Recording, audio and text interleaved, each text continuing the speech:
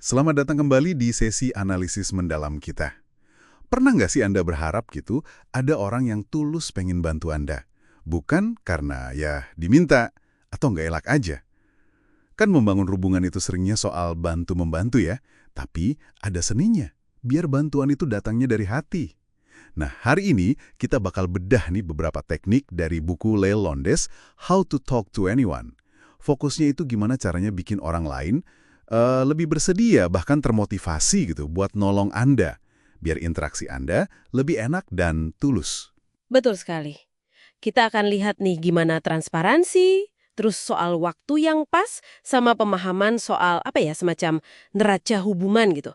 Bisa jadi kunci. Kunci buat bikin orang mau bantu dengan tulus. Oke, kita mulai dari teknik hashtag 80 ya. Ini soal transparansi. Sumber ini bilang penting banget jawab pertanyaan, untungnya buat saya apa? Atau WIFM.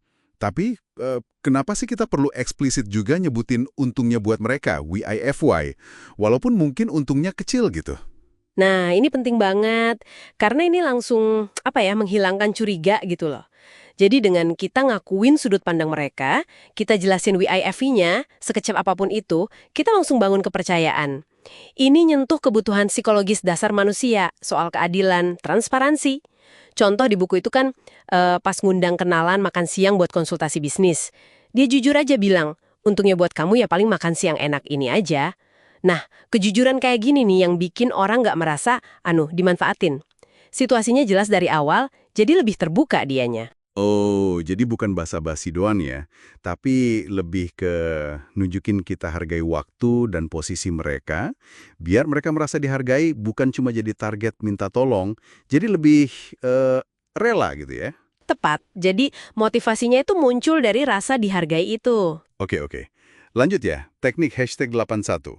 Ini soal timing nih. Setelah kita dapat rujukan ke orang penting, sumbernya bilang jangan langsung hubungi. Tapi apa nggak ada risiko ya? Kalau kita nunggu sehari, 2 hari gitu, nanti orangnya atau yang ngasih referensi malah mikir kita nggak serius, atau momentumnya hilang. Pertanyaan bagus itu. Pasti ada dilema kayak gitu ya. Cuma argumen di buku ini menunggu itu justru ngasih sinyal psikologis yang lebih kuat loh. Kalau kita langsung hubungi, kayak contoh si Sony itu nelpon Miss Evans begitu dapat nomor, kesannya bisa jadi kayak gimana ya, putus asa banget gitu. Atau ini satu-satunya harapan kita. Nah, sebaliknya kalau ada jeda sebentar, itu nunjukin kalau kita profesional, kita juga sibuk, dan permintaan ini ya bagian normal aja dari aktivitas kita, bukan karena panik. Hmm, Ini malah naikin nilai kita di mata mereka. Dan ya ironisnya bisa bikin mereka lebih tertarik, lebih respect. Jadinya lebih tergerak buat bantu dengan serius. jadi ini soal manajemen persepsi ya. Biar nilai kita di mata mereka naik, bukan sekedar sopan santun biasa. Betul, betul.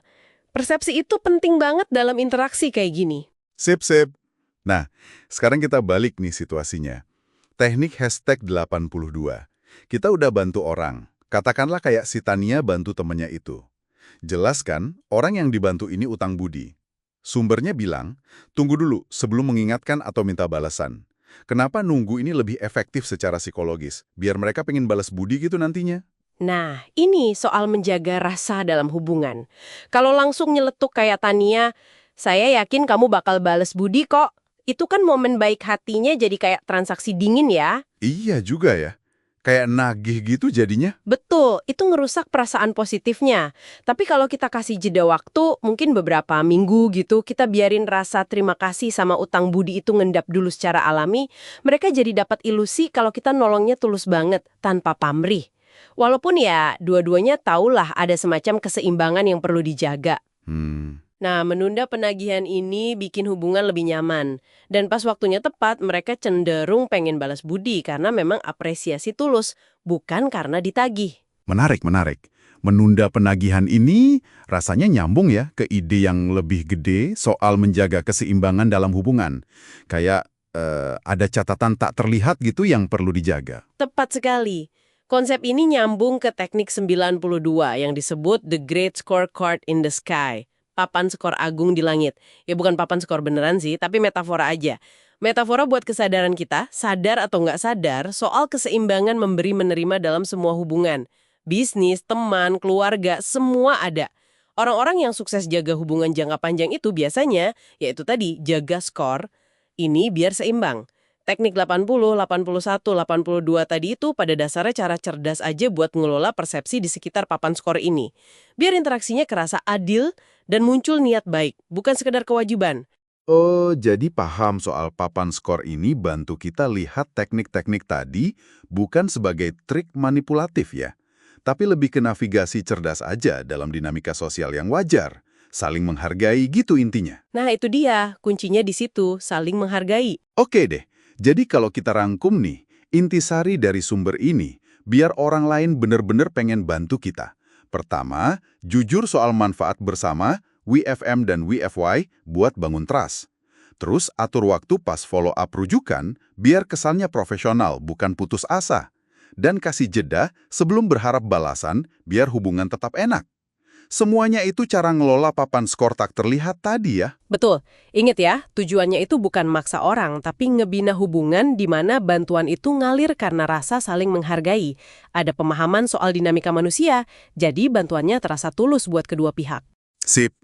Nah, sebagai penutup nih, satu pertanyaan buat Anda renungkan di rumah. Lepas dari semua teknik tadi ya, kira-kira kualitas atau tindakan konsisten apa sih dari diri Anda sendiri yang mungkin secara alami bikin orang lain tergerak pengen bantu Anda? Bahkan mungkin sebelum Anda sempat minta tolong. Coba direnungkan ya.